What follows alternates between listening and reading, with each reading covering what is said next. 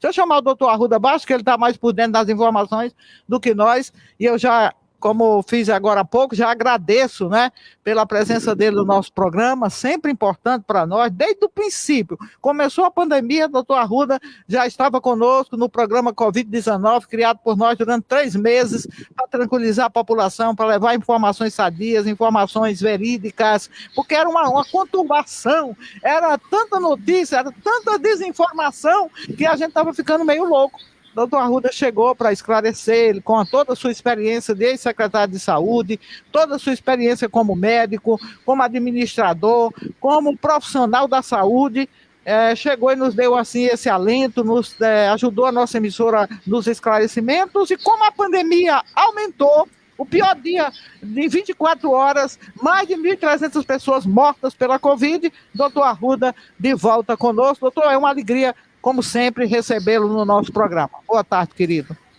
Boa tarde, Maria Lins, boa tarde, Raimundo Araújo, boa tarde, Valjean Jorge, principalmente todos os ouvintes da Lins FM.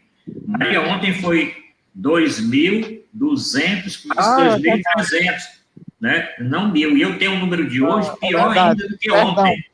Eu já estou antecipando, eu tenho o número do CONAS, que é o Conselho Nacional dos Secretários Estaduais de Saúde, o número ainda maior do que o número de ontem. Aliás, eu aconselho os seus ouvintes, se quiserem ter um dado fidedigno com relação aos números da Covid no Brasil, com todos os levantamentos, inclusive com informação anterior à que é divulgada só às 20 horas, logo às 18 horas, é só acessar o portal do CONAS, conas.org.br, que é o Conselho Nacional dos Secretários. Eu tive a honra de dirigir o CONAS, de ser vice-presidente do CONAS, durante uma grande parte do período que eu fui secretário de Saúde do Estado.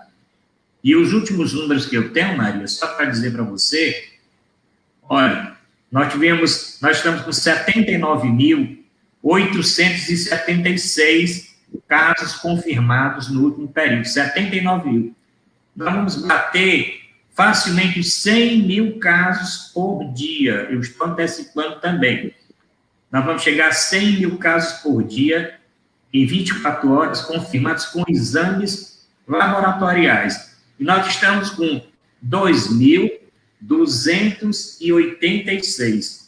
Nós vamos bater aí os 2.500, provavelmente daqui, se não batermos hoje, daqui para amanhã ou no final de semana. Levando o total de óbitos no Brasil, um número realmente assim, extraordinário, de 270.656. Lamentavelmente, Maria, esse número é o maior do mundo no momento atual. Nós batemos a média dos Estados Unidos a partir de ontem. O Brasil é o epicentro agora da Covid no mundo, como agravante. A variante P1, oriunda de Manaus, é que está infectando mais pessoas no mundo todo. Aqui no Brasil, praticamente 70% dos casos confirmados são da variante P1. E em outros países do mundo, onde a pandemia recrudesceu, uma das causas é a introdução da variante P1 aqui, infelizmente, oriunda do Brasil de Manaus. Aí você pode perguntar, eu vou antecipar um pouquinho, por que essa variante aconteceu aqui? Porque quanto mais a doença contamina as pessoas, o vírus, ele só sobrevive dentro da célula, ele só se multiplica dentro da célula do organismo do indivíduo. O vírus, ele está no ambiente, está nos objetos, sai na tosse, no espirro das pessoas, mas para ele se reproduzir, ele precisa infectar alguém. E cada vez que ele infecta, que ele multiplica, que ele gera os seus descendentes, nessa geração descontrolada, vão surgir exatamente adaptações do vírus, o vírus se adapta a qualquer dificuldade, e essa adaptação é exatamente a mutação que acontece. E aí isso leva a quê? O organismo não reconhece aquele vírus como o anterior que ele contraiu. Por isso, muitas pessoas estão tendo reinfecção pelo vírus. Pessoas que tiveram na primeira onda estão tendo agora na segunda onda. É um problema sério, nós vamos discutir, podemos conversar a respeito de vacinas, podemos conversar a respeito dessa evolução realmente descontrolada. Eu estou muito preocupado, talvez no período todo que eu tenho discutido esse assunto, este é o momento que eu tenho uma preocupação maior, porque não estou vendo a vacinação avançar, porque estou vendo realmente as pessoas já cansadas desse combate e principalmente desse isolamento, e isso acontece que a doença está dando em pessoas mais jovens, essa cepa também está infectando pessoas mais jovens, e nós temos observado que pacientes jovens permanecem mais tempo ocupando leito, tanto de enfermaria como de UTI. E muitos deles recuperam, graças a Deus, mas outros não vêm a óbito. Então, nós estamos vivendo uma tempestade perfeita, uma doença que se tornou nova, embora já tenha um ano, tá certo? Uma doença que deixou os idosos hoje estão morrendo menos, muitos porque já foram vacinados, outros porque continuam no isolamento, e os leitos ocupados cada vez mais. Nós estamos em todas as regiões do Ceará, em todas as regiões do Brasil, com um número de pessoas hospitalizadas muito maior do que na primeira onda. E com o número de leitos ocupados de UTI também muito maior do que na primeira onda, Mário. Ô Maria, só para o doutor Arruda complementar, para não perder o raciocínio. Primeiro, boa tarde, doutor. Prazer mais uma vez o senhor conosco aí. Registrar que, além de tudo que a Maria falou a seu respeito, o senhor também é profissional da imprensa, é radialista, assim como nós, então, prazer falar com o senhor. Mas só para complementar, os especialistas, inclusive no Ceará, estão dizendo que nós vamos viver o pior momento da pandemia de 12, ou seja, de amanhã até o dia 22, né, deste mês. Queria que o senhor explicasse um pouco disso aí, porque eu tenho escutado isso todos os dias. Aí a gente fica com mais preocupação ainda. E por que eles sabem que vai ser assim? Pronto, deixa eu ver se eu consigo explicar. Prazer estar com você aqui. Eu me considero uma pessoa amiga, como o Valjean, como a Mariana também, e como a maioria dos que estão nos assistindo. Por que eles calculam? Eles calculam em termos de média de contaminação das pessoas. Nós devemos ter, realmente, até o final desse mês, em alguns locais, o alcance do platô, o início do final do pico da doença. A doença ainda vai permanecer muito tempo num platô muito elevado, como inclusive na primeira onda. Na primeira onda nós tivemos aquele crescimento, depois tivemos um platô e depois caiu. Agora, esse platô, esse alcance desse pico não vai ser de forma igualitária para todas as regiões. Nós podemos alcançar isso um pouco mais cedo em Fortaleza. As cidades que desta feita mais rapidamente se contaminaram, porque vocês lembram que o ano passado começou em Fortaleza, alcançou praticamente o pico, depois que foi para o interior. Agora não, nós estamos com o interior vivendo praticamente concomitante com Fortaleza, mas Fortaleza vai alcançar esse pico maior. Se não surgirem, Deus o livre de surgir, novas mutações, tá certo? Novas mutações que façam com que a história se inverta. Isso são cálculos epidemiológicos gerados por sistemas matemáticos que fazem com que se calcule esse pico da doença. Mas eu acho que se acontecer, Raimundo, vai ser no finzinho do mês e entrando um pouco no mês de abril. Nós vamos entrar ainda um pouco no mês de abril. E esse platô, talvez mais uns 15 dias durante abril.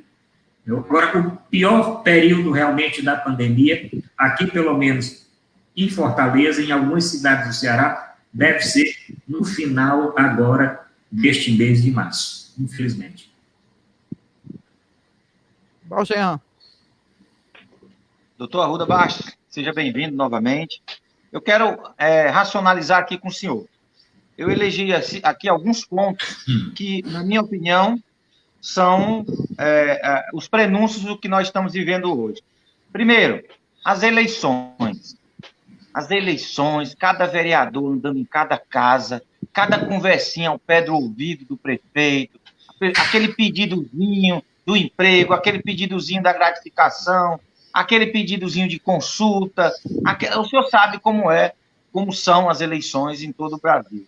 e nós tivemos as eleições para prefeito, que são as eleições mais pulverizadas, onde há realmente um fluxo de políticos em casa. E como nessas eleições nós não tivemos as coligações entre os partidos, então, quer dizer, cada partido teve o seu número total de vereadores. Então, aí que foi mesmo um boom de candidatos. Você lembra dos memes da internet? Eu sou candidato a vereador, eu sou candidato a prefeito, porque praticamente todo mundo foi candidato. Então, veja bem, segundo, a adaptação do vírus, que para mim são essas variantes. Ele vai se adaptando ao genoma de cada país, né? E o nosso genoma brasileiro é a maior mixigenação. Por isso que a nossa variante é mais pesada aqui, é português, europeu e sul-africano. Nós somos uma mistura de todos os povos, né? E o medo foi perdido. Nós perdemos realmente o medo do Covid. Nós perdemos o medo do Covid. Então, aquele que perdeu o medo, é muito difícil recuperar o medo. Quarto, o isolamento fictício. Não veio no Brasil nenhum lockdown mais, como nós tivemos o lockdown no início, né? Aquele lockdown em que nós também fazíamos por medo também, porque a gente tinha o medo como premissa. O senhor se fechou aí no seu apartamento, eu lembro que falava em algumas postagens do seu dia a dia, mas se fechou e não recebeu mais ninguém, né? E aí, depois das eleições, aquelas eleições, e aí o vírus, ele passou a ser parte de todos os hospitais, de todas as clínicas médicas. Falando de Baturité especificamente, eu acompanhava os casos em Baturité. Nós tínhamos um caso na segunda-feira, passavam 4, 5 dias sem ter nenhum, aí na sexta-feira apareciam 1 ou 2. Eu questionava a nossa amiga Maria Lins ou o Raimundo Araújo, por que a prefeitura não ia ali e não isolava aquela família e a gente acabava com a transmissão comunitária. Aí eu fui perceber, doutor, que na realidade eram as pessoas que iam para Fortaleza, iam para o HGF, passava aquele tempo na fila, porque não falta fila em hospital, né? Mesmo com todo o meio tecnológico, eles botam a gente para ir para lá, a gente fica na fila e espera o remédio que não tem. A minha irmã, ela tem colite, ela toma uma medicação, o senhor sabe que é pesada, de 800 miligramas, e quantas vezes eu já fui para lá buscar o remédio que não tem, nem avisar que não tem. A gente pega a fila para ser besta lá, quer dizer, eu traria o vírus se eu não tivesse tomado os cuidados. Então, o senhor acha o que disso? Esses fatores aqui são que levaram a esse pico que a gente está hoje, de pandemia? Sem dúvida, Rogério, você fez um apanhado maravilhoso. Eu só acostaria mais algumas coisas. Primeiro, eleição. Segundo, Natal. Terceiro, final de ano, Réveillon. Depois, janeiro, que muitos tiram férias. E Carnaval. Soma isso aí tudo. Bota o que você falou dessas variantes do vírus. Coloca realmente que o lockdown, concordo com você. Lockdown é o que a Inglaterra... lockdown que a Inglaterra faz, Portugal faz, outros países desenvolvidos fizeram, estão saindo. Aqui se apelou para toque de recolher à noite como se o vírus dormisse de dia fosse um vampiro. O vírus é um vampiro. Ele dorme de dia e sai à noite para pegar as pessoas. E não existe isso, né? Quer dizer, foi uma forma de dar uma resposta que estava restringido, claro que à noite, principalmente desse aspecto dos jovens, né? Os jovens saem à noite e vão beber, e vão para festa clandestina, aí é uma coisa. Pode ter algum sentido nisso, mas o vírus, ele está circulando o dia todinho, ele não dorme, ele fica a cata de encontrar um indivíduo para sobreviver e se multiplicar, tá certo? O vírus é isso, ele sobrevive durante um tempo fora, se ele não tem um ser para infectar, ele vai ressecar e vai morrer, se ele encontrar um álcool gel na frente, que destrói facilmente as camadas superficiais do vírus, ele fica ali durante aquelas 24 horas, dependendo da superfície, e vai contaminar alguém. Concordo perfeitamente. Nós juntamos aqui no Brasil eleição, a época do Natal, a época do Réveillon, muitas pessoas que tiram férias, e a preocupação agora é a Semana Santa, tá certo? Então, a preocupação foi lockdown que foi insuficiente, o que a Maria Lisa estava escutando o programa desde o início, concordo com a Maria Lisa, com a revolta que ela falou no que concerne a estruturação. Muitas cidades desativaram leitos que estavam abertos para a Covid. Muitos estados, até capitais, reduziram leitos de UTI. achando o quê? Que a doença tinha acabado, que não podia ter uma segunda onda. Nós já sabíamos que essa segunda onda era inexorável, que ela viria de qualquer forma. Ela estava chegando na Europa com força. Por que não ia chegar no Brasil? Ela chegou na Europa com força, chegou nos Estados Unidos com força, chegaria tranquilamente aqui no Brasil. E essa demora que teve de reativar a própria queixa de governadores e prefeitos, principalmente governadores, da quantidade de leitos que foram desabilitados, né, pelo Ministério da Saúde. Porque quando você desabilita leito, o Ministério da Saúde paga R$ 1.600 por leito por dia para um leito de UTI. Na hora que ele reduz 70%, os estados ficam com leitos sem financiamento. E muitos não têm caixa, ou têm caixa e não são previdentes de manter aqueles leitos funcionando, ficam agora correndo atrás de abrir novos leitos, abrir novas estruturas. Valjean, você fez exatamente o que eu queria falar, eu só fiz completar isso aí. E, somado a isso, você falou bem, tá certo? A nossa população, esse vírus que ele mutou, ele se adaptou, porque a mutação do vírus nada mais é do que uma adaptação,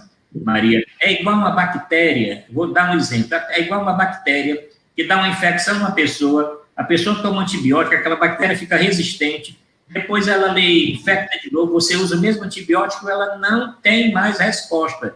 Esse vírus, ele se adaptou ao antibiótico, e o antibiótico parece que ele está bebendo é água, tá certo? Ele não tem nenhuma ação, você tem que usar um outro antibiótico, muitas das vezes mais forte, de uma geração mais nova, por isso que nós temos várias gerações de antibióticos para tratar infecções. Nós tratávamos infecções antigamente com a injeção de benzetacil, com um comprimido de ampicilina, depois a amoxicilina. Depois já surgiram outras drogas, clavulanato, outras drogas da farmacologia, para poder ter ação.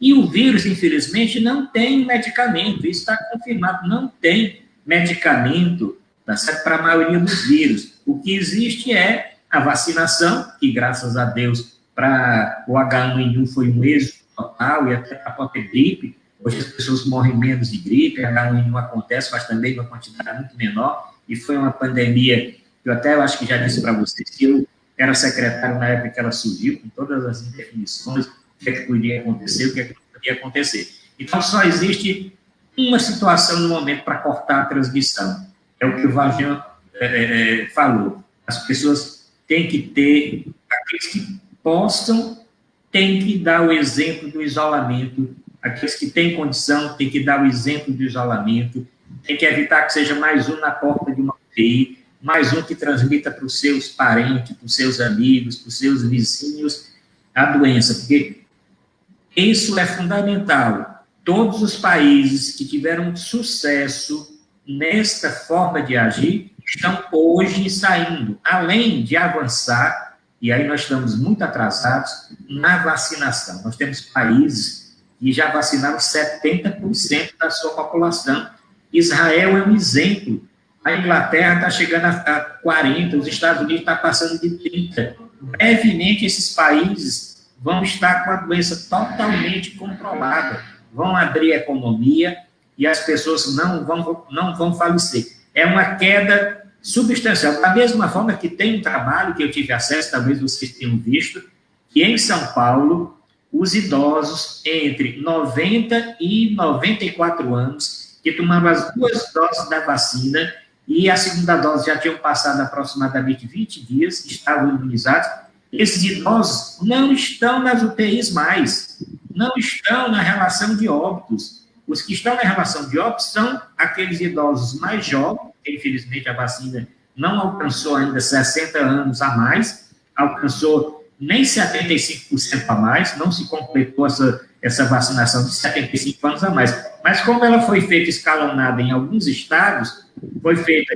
quem tem de 95 a 100, depois quem tem de 94 e tanto. Aonde aconteceu esse escalonamento, tem que ser observado uma queda substancial de doentes idosos na lista de óbitos e na lista de UTI e de enfermaria, provando que a vacina realmente é eficaz. Eu estive ontem, só Maria, para dizer uma coisa para você, foi até o motivo, eu fui convidado para participar do programa ontem, e falei com Maria que ontem não era possível participar. porque eu estava numa cidade de Itapipoca, a situação lá estava muito grave, e a convite tanto do prefeito Felipe Pinheiro como do governo do estado, eu fui lá para um encontro com o doutor Cabeto, com a estrutura da Secretaria de Saúde, nós abrimos 30 leitos de UTI naquele município. E, na hora da conversa, nós chamamos o diretor do Hospital São Camilo, talvez Maria conheça o Hospital São Camilo, um hospital polo daquela região norte ali, de Itapipoca, dos camilianos, a gestão é dos camilianos, e o padre Francisco, que é o superintendente norte e nordeste, estava presente nessa reunião de ontem, o Juliano, que é o diretor administrativo, foi chamado o diretor médico do hospital.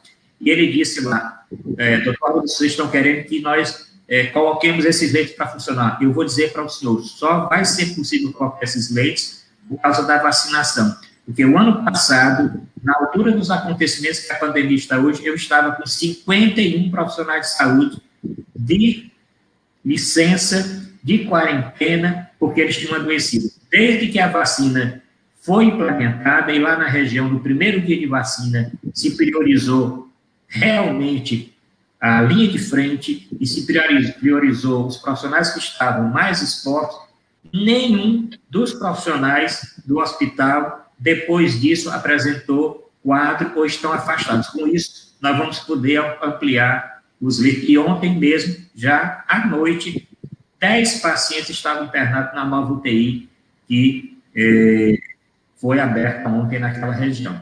Então, a situação é essa, temos que sempre estar correndo, tentando melhorar. Só para complementar outra vez, eu estava vendo uma matéria hoje pela manhã, que além do problema da gente não ter UTI, nós temos milhares de pessoas nas filas em todo o Brasil. Ontem em São Paulo, 40 pessoas morreram, né, numa fila esperando um leito de Covid. E o outro problema agora, que começa a aparecer, entre aspas, que já existe há muito tempo, é a falta de profissionais. Essa é a preocupação. Profissionais qualificados para atuar nas UTIs. Isso é muito sério também. Eu quero fazer uma pergunta, é uma indagação, doutor Maria e Raimundo. É interessante, ó. Coveiro, agente funerário, alcoólicos e moradores de rua, né? Veja bem, pessoas que vivem já num fluxo, e lixeiros também. Pessoas que vivem num fluxo de bactérias. Padres, morreram 65 padres já no Brasil. Eu não tenho notícia, doutor, de nenhum paputinho, que é o alcoólico que a gente chama, essa pessoa que mora de rua, morrer. Aqui em Baturité eu já vi alguns que ganham dinheiro, às vezes, para pegar as filas do auxílio emergencial. E aí, por outro lado, tem uns remédios que foram usados para combater o vírus, né, de forma de improviso. Na realidade, tudo hoje, eu sou historiador. A gente vai saber a verdade daqui a um tempo mais à frente. Mas a Anitta, a ivermectina, quer dizer que matam vermes, né, que são venenos, são vermífugos. Isso não tem uma relação, não, doutor? Porque o cara que bebe cachaça o dia todo, eu não tenho conhecimento dele ter pegado Covid. O coveiro hoje, doutor, para abrir uma cova é R$200. E eles não estão nem aí. Compra a garrafa de cachaça, cava o buraco lá e vem a pessoa e eles enterram. E a gente não tem notícia de nenhum que perdeu a vida. Há uma correlação? O senhor acha que realmente esse vírus ele morre? E eu tenho uma cliente aqui que ela trabalha em Fortaleza, na casa de alguns médicos. Ela vai no final de semana, né, tirar folga de outras pessoas. Ela ganha R$250 de diária. E ela disse que chega lá, toda vida que chega lá tem uma caixa de ivermectina lá em cima lá do tiro. E o médico é tomando direto. Isso tem algum fundo de verdade? O que o senhor acha disso? Bom, com relação à ivermectina, também tem um trabalho recente mostrando a quantidade de hepatite ocasionada pela ivermectina. Nós vamos ter uma quantidade grande de pacientes cirróticos ocasionados pela hepatite química provocada pela ivermectina em doses não recomendadas, porque a ivermectina, como você falou, é um vermífugo. Ele deve ser usado ali durante 3 dias, 2 vezes ao dia, e ele é muito bom para matar sarna e para escabiose e outras coisas mais da pele, outras doenças parasitárias da pele, ele é muito bom, mas em dose normal. O que acontece com muitas pessoas pegaram a ivermectina, como você diz, botaram como sendo um medicamento de uso contínuo. Ele não pode ser usado de forma contínua. Ele deve ser usado para o que está estudado e preceitua exatamente a própria Anvisa. Então, nós estamos tendo um alto grau nas clínicas de hepatologia, nas clínicas de gastroenterologia. Eu já vi, inclusive, alguns pacientes, já cheguei a atender alguns pacientes apresentando ascite, tá certo? Apresentando quadro já de hepatite química e alguns até com fibrose hepática, que futuramente vão se transformar, esses fígados vão se transformar em fígados cirróticos e pacientes ictéricos também, e com alteração das enzimas marcadoras do fígado, principalmente TGO, TGP, fosfatase-alcalina e gama-GT, que são enzimas marcadoras do fígado. Então, aqui foi muito boa essa sua pergunta, Rogério, para alertar as pessoas. Olha, não tomem esses medicamentos por longo período, da mesma forma que outros também. O anti-inflamatório não deve ser tomado por longos períodos, porque ele pode dar lesão renal, vão levar insuficiência renal, tá certo? Porque eles se acumulam no organismo e eles têm um efeito colateral. Todo medicamento pode se transformar num veneno, desde que a dose seja uma dose maior do que a dose que é para tomar. Então, nós orientamos o seguinte: a ivermectina realmente não tem nenhum trabalho científico, ele tem uma ação in vitro, mas não tem ação em vivo. Então, em lugar nenhum do mundo ele está sendo utilizado. No começo se usava tudo porque não se sabia realmente qual a forma de combater. Atualmente caiu bastante o uso desses produtos, como da cloroquina também. Agora, tem aumentado muito isso. Agora, com relação ao que você falou, os coveiros e os moradores de rua e os alcoólatras, eles têm tido casos de óbitos com esses pacientes. Nós temos, tem um trabalho que deve ser publicado, um trabalho mais amplo, mostrando aqui, em termos de raça, em termos de condição socioeconômica, até em termos de sexo, qual é a estatística por idade, por sexo, por raça, de óbitos no Brasil. Claro que a grande maioria são pessoas mais pobres, pessoas mais simples, e isso aí nós já sabemos, inclusive, pessoas negras.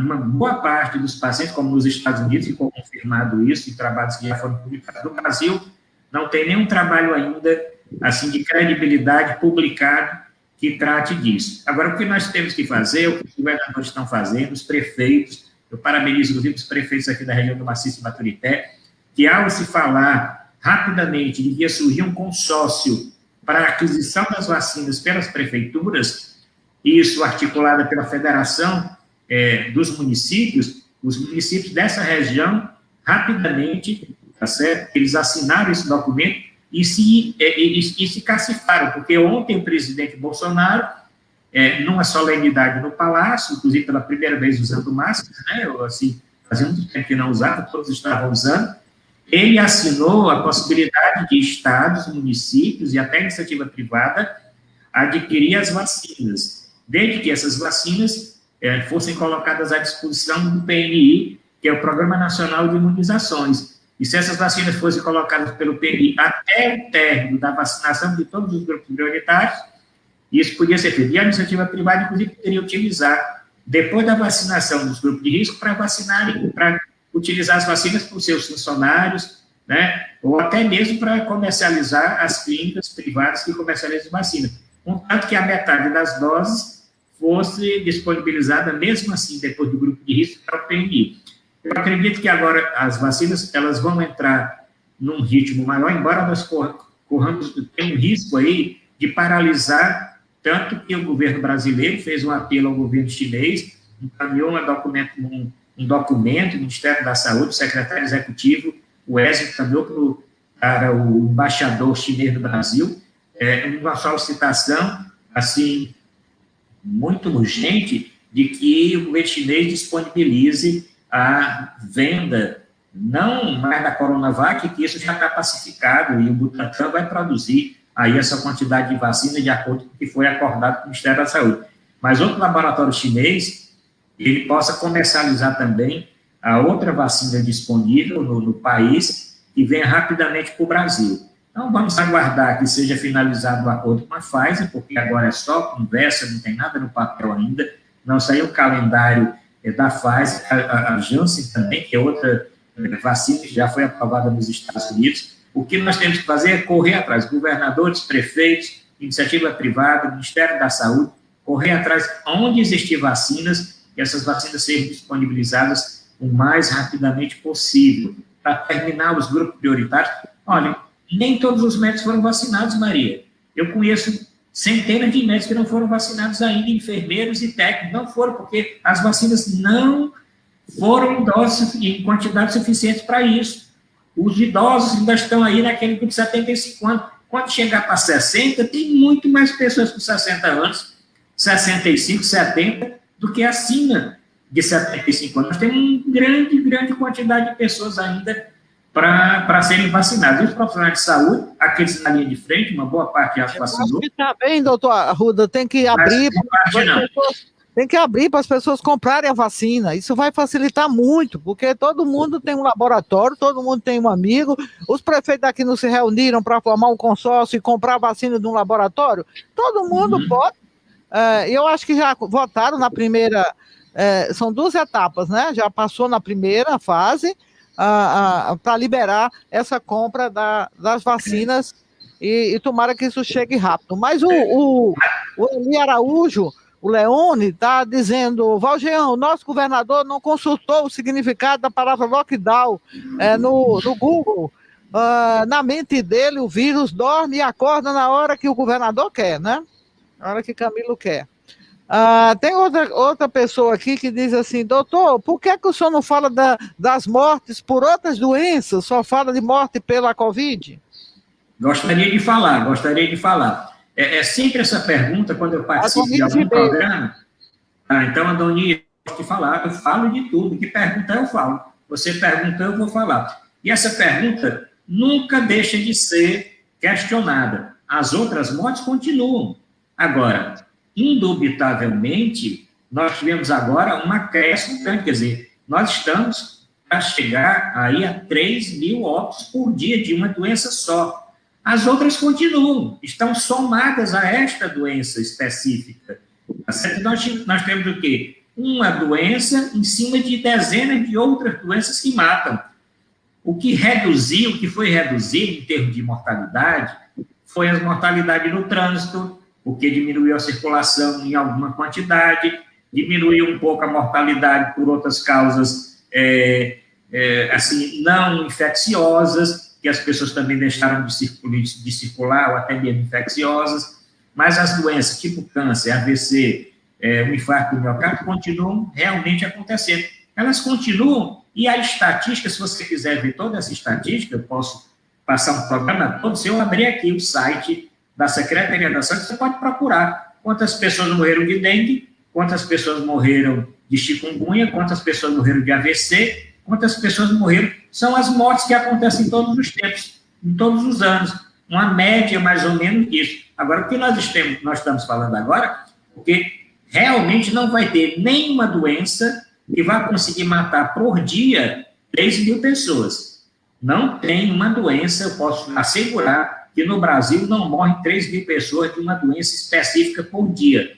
Pode morrer por mês, pode morrer por ano, pode morrer por 6 meses. Então, nós falamos, eu também tenho uma pergunta que já teve, mas doutor, sempre teve superlotação de UTI. Ninguém está negando que sempre teve superlotação de UTI. Só que nós tínhamos superlotação de UTI com 30 pessoas, 20 na fila, esperando para ser transferidas. Aqui no Ceará ontem, nós tínhamos praticamente 500 pessoas na central de regulação de leitos, esperando uma UTI.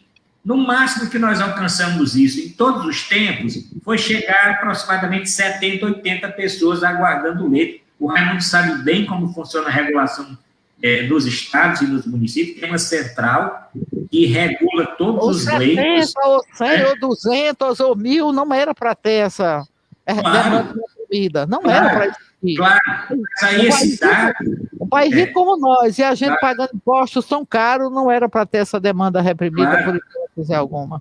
Mas esse dado só serve para confirmar que a doença realmente, como você falou no início, é uma doença, e o Raimundo também falou, é uma doença que complica, é uma doença que tem gravidade, tá certo? E que leva à internação e leva muitas pessoas à intubação e, infelizmente, levam a óbito, tá certo? É uma doença que leva tudo isso. Boa tarde, Maria Raimundo Araújo. A batalha deve ser contra a Covid-19, é a prioridade hoje. É verdade, Fabíola. Um cheiro para você, querida. Obrigada por estar conosco. Eu estou dando prioridade às pessoas que estão falando sobre a doença ou fazendo alguma pergunta ao doutor Arruda Bastos. Boa tarde, aqui a comunidade. Sim, tem muita gente aqui reclamando. Vou já para lá para as reclamações, tá bom? Falo já com vocês. Estou vendo aqui só as pessoas que estão falando sobre o assunto, né, Maria? Para que a gente possa... Uma pessoa já teve Covid-19, pode voltar a ter reincidir? A pergunta de quem? Deixa eu ver aqui, da Oliveira. Oliveira. Respondendo, Maria Liz, pode realmente ter outra vez... E a prova é isso. Nós temos estatisticamente que pessoa teve. Eu estou com 3 colegas médicos, Maria, da UTI em Fortaleza, entubados. Eu posso citar o nome deles. Dr. Juvencio, que é um dos maiores pneumologistas do nosso estado, Juvencio Câmara, está internado no hospital em Fortaleza com Covid, e ele já tinha tido Covid. Eu estou com o Dr. Eusébio, que é ortopedista, traumatologista, já foi diretor de vários hospitais de Fortaleza, é professor comigo lá da Unicristos, e ele teve Covid, é também da minha entidade, que eu presido, que é a Associação Brasileira de Médicos e Escritores, e ele está com Covid internado no hospital da Unimed. Tem o doutor Aris Cafuri, que é urologista, e também, pelo que consta, ele teve e está novamente internado, e pela última notícia também ainda não tem. Tem o doutor Eurípides, que é pediatra, que esta semana internou na Unimed, está com o capacete Elmo, que é aquele capacete que você tenta evitar a intubação usando o capacete que foi desenvolvido pelo doutor Marcelo Holanda, tá certo? Que desenvolveu com outros pesquisadores cearenses e que a Smaltec produz e está sendo distribuído, inclusive, pelo Brasil todo, e é uma tentativa de evitar a intubação. Então, respondendo sim, quem teve, continue usando máscara, quem teve, se puder ficar em isolamento, fique, e se puder evitar também aglomeração e ter um cuidado com álcool gel, porque a doença teve essa mutação. A Diana está perguntando, doutor, se essa doença pode dar em criança, em bebês também. Bebês. Pode dar, e eu vou dar um dado para ela, que eu tenho hoje. O número de crianças de 0 a 4 anos com Covid em Fortaleza cresceu 78%, tá certo? Entre a primeira onda e a segunda onda. Tá certo? Então, esse dado já diz tudo. Nós tivemos um aumento de 78% entre a primeira e a segunda onda com relação a crianças. Nós temos no hospital Albert Seire, em Fortaleza, pacientes, crianças com Covid. Nós temos no hospital Valdemar de Alcântara, inclusive do setor de neonatologia, também uma preocupação com relação a isso. E esta semana, não estou aqui, não posso lembrar o estado, mas tem um estado que apresentou 15 casos no hospital de pediatria, com 15 casos de crianças, infelizmente, contaminados com essa nova cepa. Recém-nascido. Recém-nascidos. Doutor Arruda, existe algum estudo que aponte maior sensibilidade ao vírus por pessoas fumantes? Existe estudo, Washington Viana, existe estudos mostrando o seguinte: fumante é grupo de risco. Fumante é grupo de risco. A doença dá de forma mais grave, afeta mais o pulmão e dá mais pneumonia. Não é que a pessoa se infecte mais facilmente porque é fumante, mas se contrair a doença tem um curso de maior gravidade, porque o fumante é considerado um pneumopata crônico. Ele normalmente tem DPLC, doença pulmonar obstrutiva crônica, e qualquer patologia crônica pulmonar complica com a Covid, porque a procura do vírus, quando ele entra no organismo, é correr para o pulmão. Ele não gosta de outra coisa no início, ele quer o pulmão. Ele procura se alojar no pulmão. Por isso que as pessoas rapidamente têm pneumonia interna com 25%, daqui a pouco está com 50%, daqui a pouco está com 80% e entra no respirador. Maria Lúcia de Oliveira Menezes, aniversariante do dia, daqui a pouco a gente canta parabéns para ela. Ela pergunta se essa pessoa que toma vacina pode ter problemas, pode causar problemas para quem tem a cardíaca, né? Para quem tem problemas de arritmia e de ansiedade. A vacina pode ser tomada, não tem contraindicação, tá certo? Você ser cardíaco, pode tomar a vacina. Se você for hipertenso, diabético, mesmo renal crônico, hepatopata crônico, qualquer doença crônica que você tenha, qualquer comorbidade, não contraindica a vacina. Só tem uma coisa que contraindica a vacina: você está com a Covid, no momento, você não vai tomar a vacina, vai esperar os seus 14 dias e depois vai tomar a vacina. Mesmo quem teve Covid, Maria, tem que tomar a vacina. É bom dizer isso aqui: eu já tive Covid, então eu não vou tomar vacina. Não, nada disso. Você teve Covid, não vai tomar naquele período. Aí eu digo, não, você está com Covid agora, aguarde os 14 dias. Depois dos 14 dias, se o seu grupo de prioridade chegou, pode tomar a vacina. Eu conheço idosos e tomaram a primeira dose e entre a primeira e a segunda dose apresentaram sintomas, testaram positivo, não tomaram a segunda dose ainda. Esperar os 14 dias para tomar. Agora, tem alguma outra doença? Não tem contraindicação, isso está confirmado. As vacinas não têm esse problema. Eu estou rindo aqui, doutor, é do amigo nosso. O Adonias, depois eu vou para o Oliveira. O Adonias, cadê o Adonias, gente? O Adonias disse: doutor, o senhor recomendaria tratamento. O que é? Precoce? Office label. Office label no tratamento precoce? É a pergunta dele. Mas o Oliveira, deixa eu ver se era o Oliveira. Por isso que eu amo água e bicarbonato e limão. Ele bebe, gargareja e bebe. Gargareja e engole o restante. Engole o restante, não vai pegar Covid. Bora lá, doutor Arruda. Então, com relação ali off-label, o que quer dizer? Extra-bula. Ele está perguntando se eu aconselho que a pessoa tome medicamento que não tem na bula que serve para aquela doença X. Normalmente eu não recomendo. Eu recomendo que você use o remédio que está testado para aquela doença X. Agora, no início da doença, muitas pessoas e muitos serviços aconselharam o uso de medicamentos off-label, ou seja, sem recomendação de bula, como uma tentativa desesperada de ter algum resultado. Respondendo bem, não façam isso. Não tomem medicamento que não esteja prescrito na bula que serve para aquela doença. O que quer dizer? A maior exigência da Anvisa e dos órgãos reguladores do mundo todo, FDA dos Estados Unidos e outros mais, é que a bula daquele medicamento ela seja completa. Muitas pessoas não gostam de ver bula, porque normalmente bula é uma bíblia, é bem grandona, e às vezes a letra é pequena.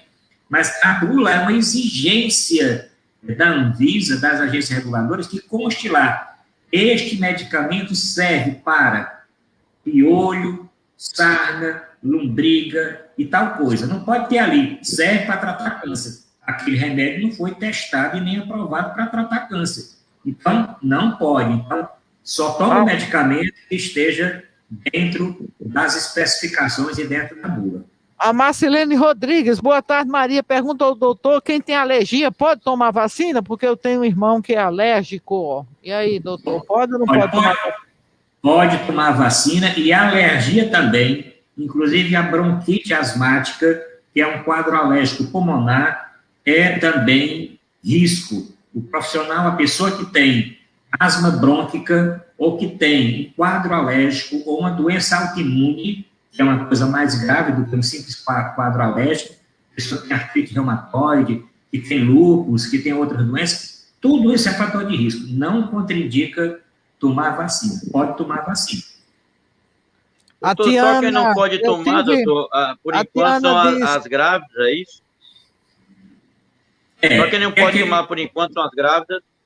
O que é que nós não aconselhamos? Nós não aconselhamos que as grávidas, em qualquer etapa da sua gestação, tomem a vacina. Pelo simples fato, esta vacina não foi testada em grávidas. Como essas vacinas não foram testadas, está sendo testada agora, em pessoas com menos de 18 anos. Por isso é que não está indicado a vacinação para menores de 18 anos.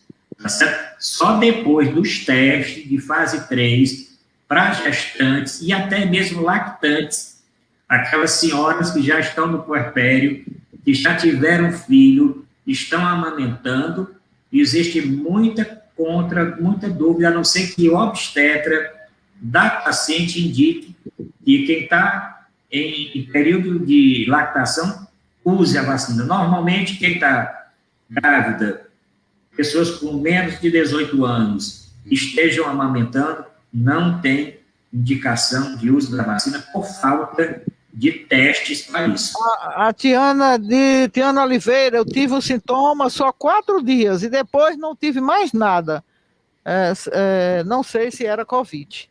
Porque às vezes a gente está tão apavorada que sente uma gripe, uma dor de cabeça, um negocinho qualquer, aí já acha que foi a doença. E também pode até ter sido a doença, porque em algumas pessoas ela age de uma forma, em outras de outra forma completamente diferente, né, doutor? Se a Tayane tiver condição de fazer uma sorologia IgG e IgM, eu aconselho que faça, tá certo? Para ela ter uma confirmação se teve ou não. Embora Esse é feito com o SWAB, doutor? É o SWAB? Não, o SWAB deve ser feito entre o 3º e o 5º dia. Essa sorologia IgG-IgM já deve ser feita depois de 10 dias. Pode ser feito com um mês depois, não tem problema. Porque com esse exame... Pode ser com 6 meses depois, assim ou não? Pode ser feito.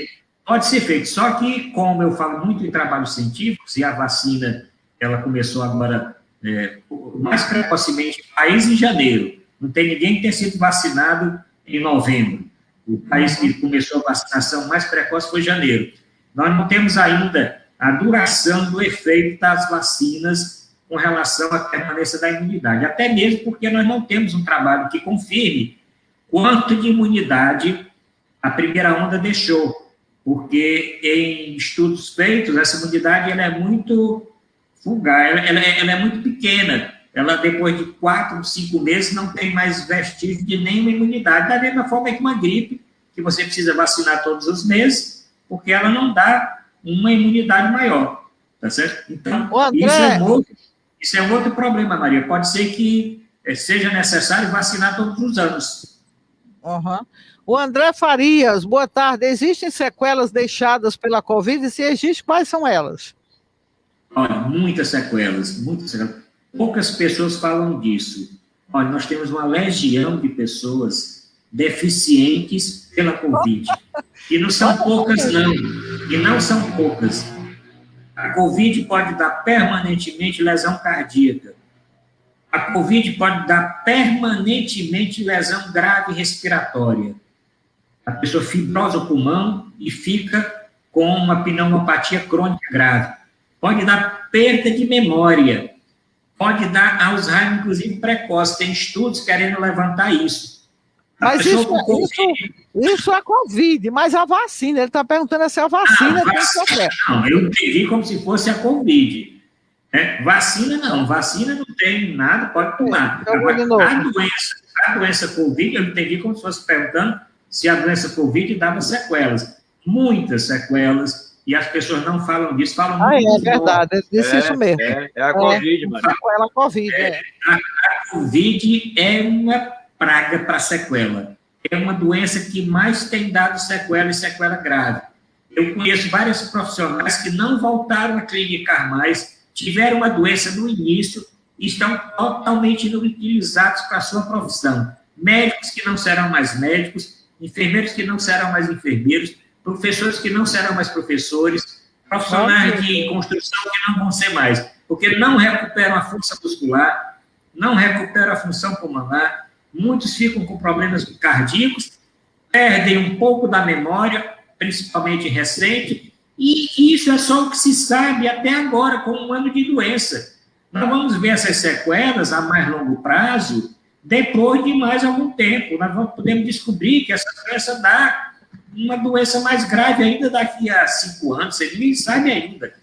Mas, assim, de forma aguda, logo depois da cura, se a pessoa tem uma doença um pouquinho mais grave, ela fica realmente com danos definitivos. Por isso que é o outro alerta.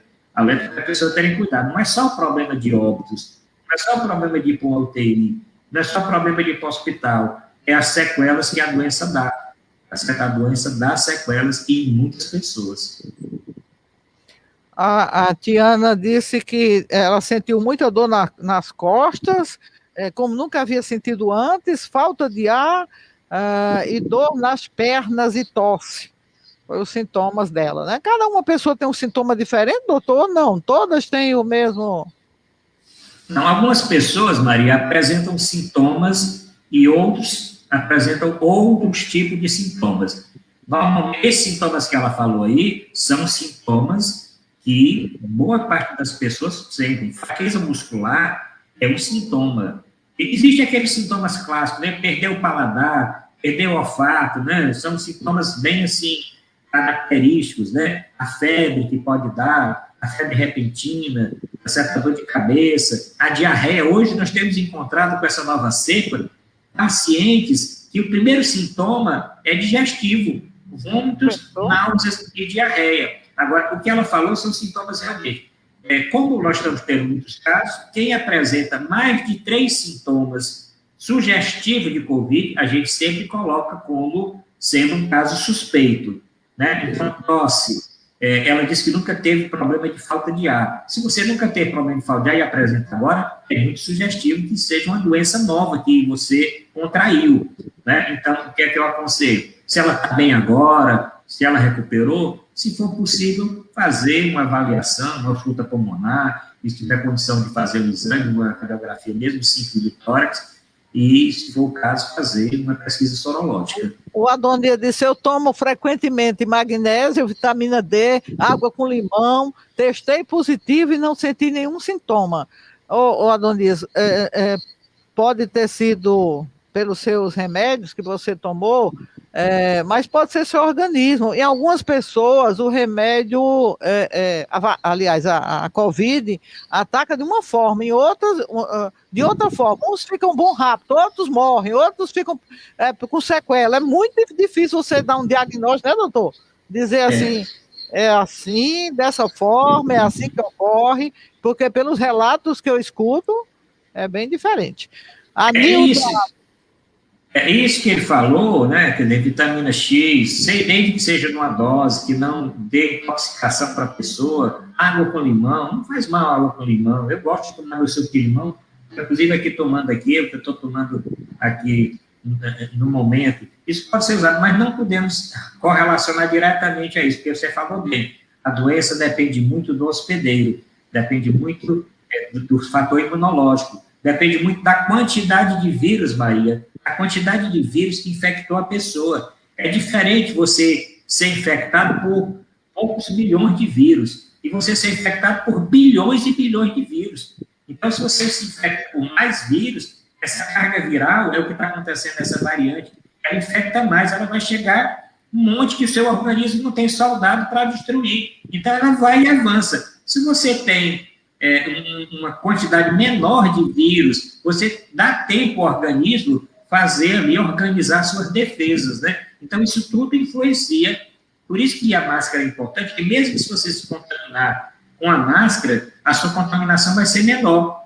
Não é que se você não está usando uma N95, uma máscara cirúrgica, e usando como eu estou usando aqui, eu estou usando 2 máscaras, vocês estão vendo que eu estou no trabalho, estou usando 2 máscaras cirúrgicas e ainda uso aqui uma máscara N95. Estou usando 3. Atualmente, Maria, eu passei a usar 3 máscaras. Eu uso as 2 cirúrgicas e, além disso, ainda uso o meu protetor facial, tá certo? Porque mesmo que eu venha ser contaminado com tanta proteção, eu estou aqui usando o meu capote totalmente impermeável E ainda estou por baixo, não com a roupa comum, eu estou por baixo com uma roupa hospitalar, tanto calça como blusa. E essa é a forma que o profissional que está exposto, ele deve fazer, para que ele não se contamine e não contamine os outros. E outra coisa, quando sair daqui, né?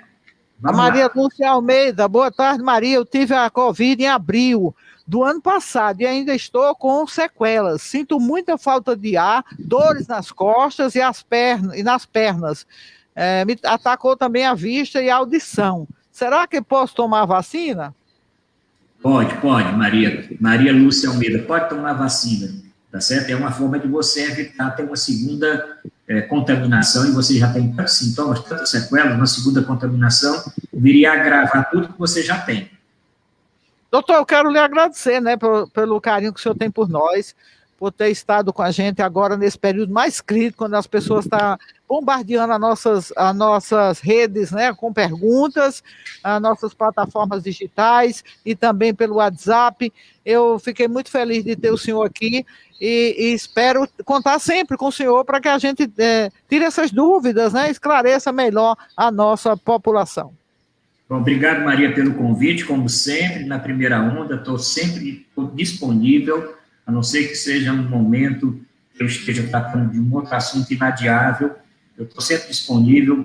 Participar com Raimundo Araújo é um prazer, participar do programa com pessoas que conhecem, pessoas que têm inteligência, que leem, que são bem informados, é outra coisa. E o Vajan também, que é um historiador, que é um estudioso, né, e só isso qualifica só o seu programa. Maria, eu estava assistindo, só um momentinho, eu estava assistindo o seu programa, vi você falar na Policlínica, né, e eu estava com a doutora Bárbara, ela até chegou a me falar. Eu queria só dar uma explicação, como atualmente a Policlínica funciona. Eu sei que seus ouvintes de toda a região do Maciço e outras regiões do estado que utilizam outras policlínicas. A Policlínica aqui de Baturité, ela tomou essa atitude realmente baseada numa circular encaminhada pelo secretário da Saúde e algumas normas que foram encaminhadas pela Superintendência da Secretaria da Saúde.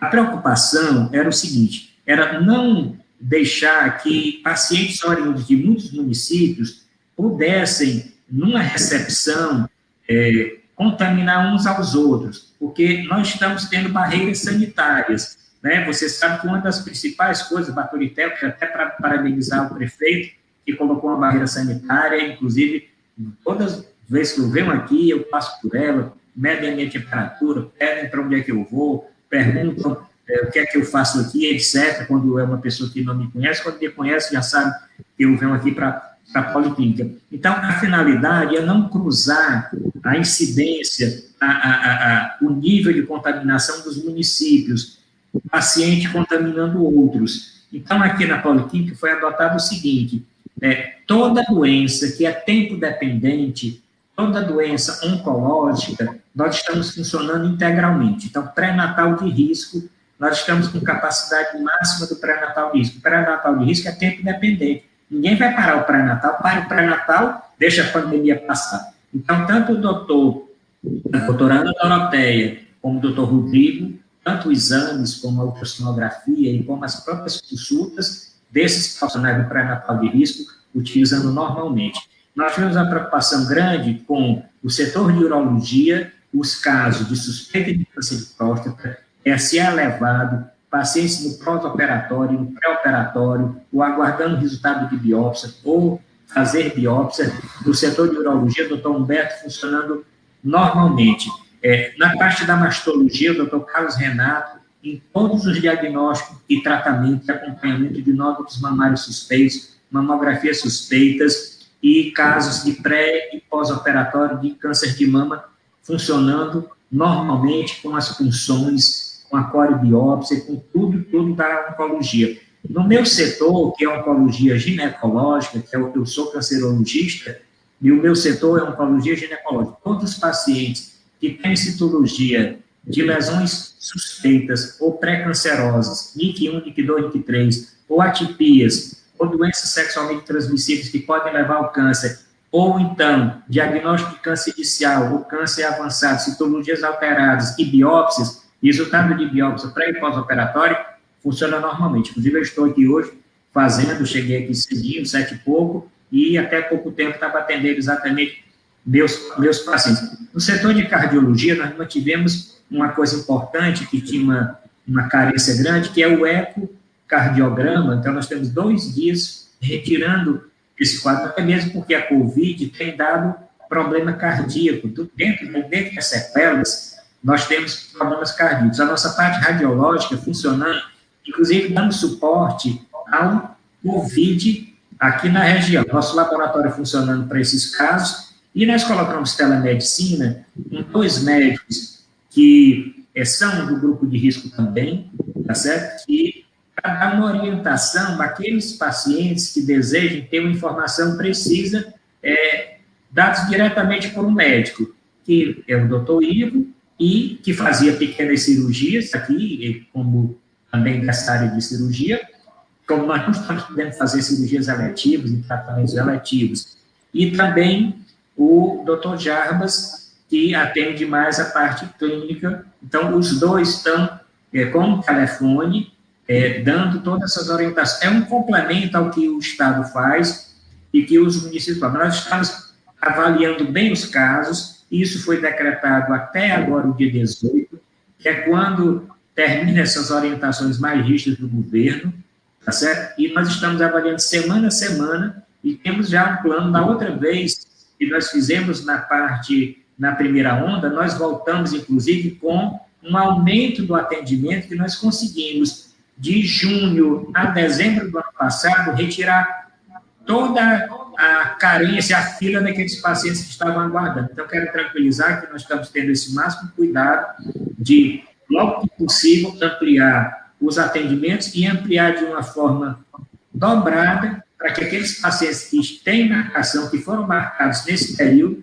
possam ser atendidos sem prejuízo dos que vão marcar do período passado. Eu acredito que, brevemente, nós devemos estar informando, e a doutora Bárbara tem feito um trabalho muito bom aqui, o prefeito Tiago também, inclusive ele deve dar alguma informação para você, porque aconteceram 2 assembleias importantíssimas para a região, né, porque o Hospital Santa Isabel, eu não posso antecipar, aí é bom o prefeito antecipar, ele como presidente do consórcio, mas o consórcio vai apoiar diretamente uma ala para tratamento de Covid. Você lembra que na primeira onda, essa ala funcionou no Hospital Zé Pinto do Carmo, tá certo? E foi uma forma do prefeito Assir, na época, com a Secretaria da Saúde, ter leitos para pacientes. Dessa feita, os estudos mostraram que é melhor que a gente crie os leitos onde existe uma estrutura já de cirurgiões, de anestesistas, porque os leitos vão ser leitos de UTI.